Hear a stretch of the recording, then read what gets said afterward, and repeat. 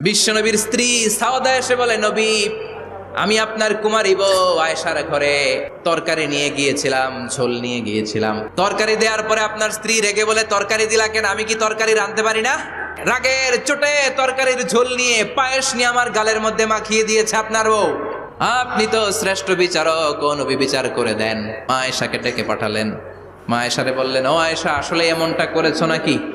মা এসে বলে, নবী, তখন আমার মেজাজটা বড্ড গরম ছিল, আসলে কাজটা ঠিক হয় নাই, আমারে ক্ষমা করেন। বিশ্বনবী বললেন, আমার আদালতের রায় হচ্ছে কিসাস।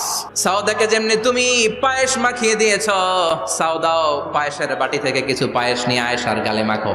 সাউদাও বিশ্বনবীর রায় অনুযায়ী বাটি থেকে পায়েসের ঝোল নিয়ে মা আয়েশার গালের মধ্যে মেখে দিলেন।